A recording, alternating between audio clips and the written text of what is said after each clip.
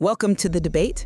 Today we're digging into a pretty significant mid-season trade proposal involving the Toronto Maple Leafs and the New Jersey Devils. The scenario on the table is the Leafs acquiring star defenseman Dougie Hamilton.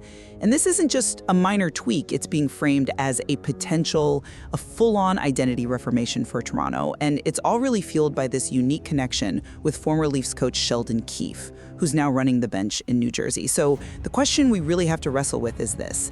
Does this package, sending Matias Maxelli, Brandon Carlo, and Collier and Crow to the Devils for Hamilton, represent, brilliant and essential asset management to win now? Or is it just an over-leveraged, frankly risky move that relies way too much on an intangible coaching connection? For my part, I think this is exactly the kind of aggressive, necessary action you need to take to win a championship. And I see the ambition there, I do, but I think I'd frame this more through the lens of long-term risk and just pure asset valuation. Look, getting a player like Hamilton is obviously attractive on the surface, but I believe this trade carries some pretty significant roster and financial risks. It fundamentally overestimates what these outgoing assets are actually worth on the open market, and it relies almost entirely on Keefe's personal history to get the deal done. And maybe most importantly, it really underplays the risk of committing $9 million to a defenseman who is, entering his 30s. Well, to start, I think they have to address the strategic imperative here. It's clear that while the Leafs' current defense, with Reilly, Ekman-Larsson, Stecker, is perfectly competent, it just lacks that dynamic, high-leverage anchor, a player who can actually create offense on his own and, force other teams back on their heels from the blue line. Dougie Hamilton, at 6'6", with his elite skating and offensive instincts, 509 career points, 155 goals, he is the immediate and I'd argue near-perfect solution to that problem. And his versatility, with almost 1,000 blocked shots and over 1,000 hits, it shows he can fit right into the kind of two-way game that Coach Craig Berube demands. And this is the crucial part, the financial side of this trade is just remarkably clean. You're moving 3 specific contracts. Maxavelli, who's basically a permanent healthy scratch, making around $2 million. Carlo, a middle pairing guy at roughly $4 million. And Jarnkrok, who we know is looking to go back overseas next season, at about $3 million. That clears almost exactly $9 million in salary. So you can absorb Hamilton's contract entirely without any of the usual cap gymnastics. This is a clear conversion of, frankly, non-functional depth into immediate star-level talent. Okay, I get the appeal of the clean cap swap. I really do. But I think that tidiness kind of obscures the underlying risk you're taking on with his age and his contract term. Hamilton is 31 years old. You're asking him to perform at an elite $9 million level for the rest of that deal. And statistically, for a high-usage offensive defenseman, the decline curve can get pretty steep right around this age. You see an increased risk of losing that explosive speed, which is critical for his game, and of course, more injuries. A team that's in the championship window has to balance present performance with, the sustainability of that performance. Committing $9 million to a player who might be just past his absolute prime, that introduces a lot of downside that's very hard to manage if his play drops off, even say 10 or 15% in the next couple of years. And beyond that, the whole deal really hinges on this extraordinary assumption, this Sheldon Keefe connection in New Jersey. Why would the Devils trade an all-star defenseman for 3, mid to lower tier contracts? The only logical reason is that Keefe, because he's coached Maxelli before and he knows Jarnkrok, explicitly believes he can fix Maxelli and use the other pieces. So you're relying on this very specific, almost personal dynamic to bridge a pretty massive gap in objective asset value. It's profoundly speculative. I appreciate the focus on the financial burden and the age curve. But for a contender, I believe immediate quantifiable gain outweighs a speculative future decline. Let's really focus on Hamilton's impact as a dynamic quarterback. Yeah, 31 isn't 25, but Hamilton is still playing at an elite level, and the value he provides right now is immense. He immediately changes the entire geometry of the Leafs' power play. He allows guys like Matthews and Nylander to just be pure shooting threats instead of having to, facilitate or retrieve the puck from the point. He simplifies their jobs, and tactically, the fit is it's sublime. You can pair him perfectly with a defenseman like Jake McCabe. McCabe is that reliable, physical, stay-at-home guy who can insulate his partner.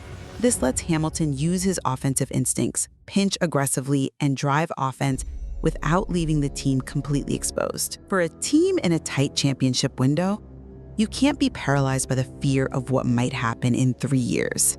You get the player who maximizes your chances this season, and Hamilton is demonstrably that player. See, I'm just not convinced the risk is merely speculative. I think it's a calculable financial immobility. You say the McCabe pairing is perfect, but as Hamilton ages, his aggressive style actually puts higher physical demands on him. What happens if his foot speed drops just a little, and his successful pinches turn into odd man rushes against? Then Toronto is stuck with a $9 million cap hit that is incredibly difficult to move. You're treating 3 contracts that on their own are relatively manageable for one massive commitment that will dictate your entire cap structure for years. That loss of future maneuverability is a huge strategic cost. But that brings us right to the value of the guys going out the door and the elegance of the cap engineering here. You keep focusing on the nominal value of these players, but we have to analyze their functional value to the Toronto Maple Leafs. Maxelli was a permanent healthy scratch for a reason. His high-end playmaking potential just could not be realized in Berube's rigid, physical system. His low compete level along the boards and his lack of defensive commitment made him basically non-functional for this team. The value of a player who doesn't fit your coach's system, regardless of his theoretical potential, is effectively zero to your organization right now. So trading Maxelli isn't sacrificing a core piece, it's admitting it was a bad fit and giving him a chance to resurrect his career somewhere else. It's a blessing in disguise for him, and for Toronto, it's the perfect opportunity to convert questionable depth into immediate high-impact talent. I agree that system incompatibility hurts Maxelli's value to the Leafs, but dismissing him as non-functional depth is, I think, a bit reductive when you look at the trade's long-term cost. While Toronto is cap neutral, New Jersey is actually acquiring more total salary, but they're getting younger players and positional fits. Maxelli is only 25. If Keefe's run-and-gun system does unlock his talent, which is a very credible scenario, then Toronto will have effectively traded a potential 60-point top 6 forward for cap space and an aging star. And Carlo also helps New Jersey with a need as a right-shot defenseman. So my concern here is that your whole position requires us to believe Maxelli's potential is simultaneously worthless to Toronto and valuable enough to New Jersey to be the centerpiece for Dougie Hamilton. If Keefe is right about him, the Leafs have just grossly undervalued the asset they're giving up. But that is precisely the point. That's what makes this move so brilliant. It's about leveraging institutional knowledge. The Keefe connection isn't just a side note. It is the critical organizational leverage that makes this whole trade possible on favorable terms for Toronto. I mean, in a normal market, a team does not trade an elite all-star defenseman for 3 mid-level non-performing contracts. It just doesn't happen. The only reason the Devils even pick up the phone is because Keefe knows and implicitly trusts these players, and he believes he can get Maxelli to fit his system. Toronto is exploiting a unique personal relationship to offload contracts that have become liabilities and get a star back. You take Keefe out of the equation, and this deal is a non-starter. This isn't nepotism, it's sharp, opportunistic negotiation. And I agree that the leverage is critical, but that very reliance is what makes the whole foundation of the deal so fragile. Toronto's success here is basically contingent on Keith successfully transforming Maxelli into a high-value asset for New Jersey. What if Keith is wrong? Or what if Järnkrok's commitment to going back to Sweden impacts his play, making him just a short-term rental? Then the Devils have taken on $9 million in liabilities based purely on a gamble fueled by one man's personal confidence.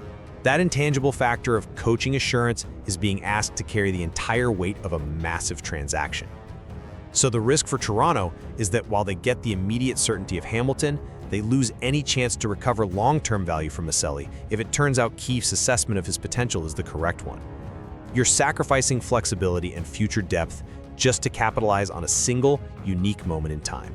Look, in today's NHL, capitalizing on those unique windows and those intangible opportunities is exactly how you build championships. Toronto has a clear defensive need, and they found a moment where a star was available and a former coach who happens to trust their underperforming players was willing to take them on. You have to execute that bold move to meet your immediate championship need.